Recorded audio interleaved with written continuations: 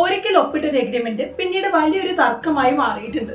നമ്മളെല്ലാരും ഒത്തിരി എഗ്രിമെന്റ്സ് എല്ലാം ഒപ്പിടാറുണ്ടല്ലേ, sale deed, will, rent agreement എന്നിവയെല്ലാം.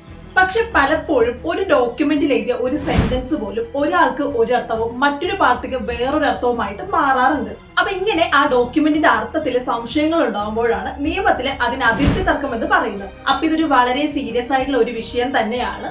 അപ്പൊ എന്താണ് അതിർത്തി തർക്കം എന്നും നമ്മുടെ ഇന്ത്യൻ നിയമത്തില് ഇതിനെങ്ങനെയാണ് നോക്കി കാണുന്നതെന്നും ഇത്തരം അതിർത്തി തർക്കത്തിൽ പെടാതിരിക്കാൻ എന്താണ് ചെയ്യേണ്ടതെന്നുമാണ് നമ്മുടെ ഇന്നത്തെ വീഡിയോ. സോ ലോയർ ബഡിന്റെ ചാനലിലേക്ക് ഏവർക്കും സ്വാഗതം.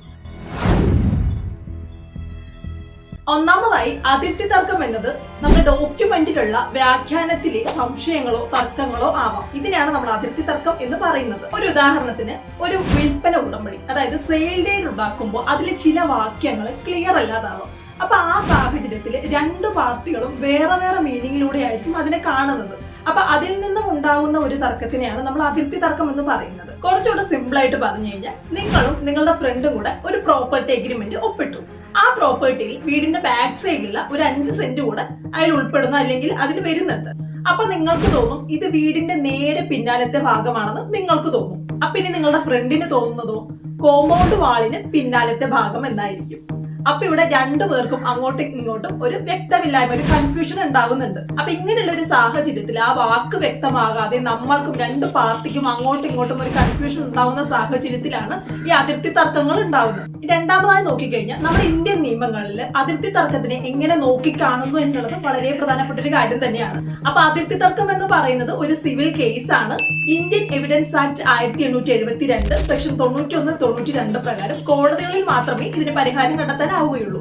അപ്പൊ മെയിൻ ആയിട്ടും ഇന്ത്യൻ എവിഡൻസ് ആക്ട് 1872 സെക്ഷൻ 91, 92 പ്രകാരം കോടതിയിൽ ഒരു തർക്കം പരിഹരിക്കുമ്പോൾ പ്രധാനമായിട്ട് നോക്കുന്ന കാര്യം പാർട്ടീസ് എന്താണ് ഉദ്ദേശിക്കുന്നത് എന്നായിരിക്കും. അല്ലെങ്കിൽ പാർട്ടീസ് ഉദ്ദേശിച്ചത് ശരിക്കും എന്തായിരുന്നു എന്നുള്ളതിൽ ഒരു വ്യക്തത കൊണ്ടുവരും. ഇനി മൂന്നാമത്, ഈ ഒരു തർക്കം കോടതിയിൽ എത്തിക്കഴിയുമ്പോൾ കോടതി എങ്ങനെ ഈ ഒരു തർക്കം പരിഹരിക്കും എന്നുള്ളതാണ്. കോർട്ട് മെയിൻ ആയിട്ട് നോക്കുന്നത് ഡോക്യുമെന്റിന്റെ കണ്ടക്സ്റ്റ് ആയിരിക്കും. അതായത് ഈ ഒരു എഗ്രിമെന്റ് എപ്പോൾ എഴുതി, എങ്ങനെ എഴുതി എന്നുള്ളത് വളരെ കൃത്യമായിട്ട് തന്നെ നോക്കുന്നതാണ്. രണ്ടാമത്, പാർട്ടീസിന്റെ ഇന്റൻഷൻ എന്തായിരുന്നു എന്നുള്ളത് നോക്കും. പിന്നെ പാസ്റ്റ് ബിഹേവിയർ, മുന്നേ ഉണ്ടായ വിവരങ്ങളും പേയ്മെന്റ്സും കാര്യങ്ങളൊക്കെ എങ്ങനെയായിരുന്നു എന്നുള്ളതിൽ ഒരു വ്യക്തത കൊണ്ടുവരും. നാലാമത്, എക്സ്ട്രിൻസിക് എവിഡൻസ്, അതായത് പരസ്യമായിട്ട് രേഖപ്പെടുത്തിയിട്ടില്ലാത്തതും എന്നാൽ റെലവന്റ് ആയിട്ടുള്ള കാര്യങ്ങളും കൂടെ കോടതി നോക്കും. അപ്പൊ ഇത്തരത്തിലുള്ള ചെറിയ നമ്മുടെ അശ്രദ്ധ കാരണം കൂടെ നമുക്ക് അതിർത്തി തർക്കം ഉണ്ടായേക്കാം. അതൊരു വലിയ വിപത്തിലോട്ട് കൂടെ നമ്മളെ കൊണ്ട് എത്തിച്ചേക്കാം. അപ്പൊ ലീഗൽ ഡോക്യുമെന്റ്സ് എഴുതുമ്പോൾ എപ്പോഴും ആലോചിക്കുക, വ്യാകരണവും വ്യാഖ്യാനവും കാണിച്ച് ക്ലിയർ ആയിട്ട് തന്നെ എഴുതുക.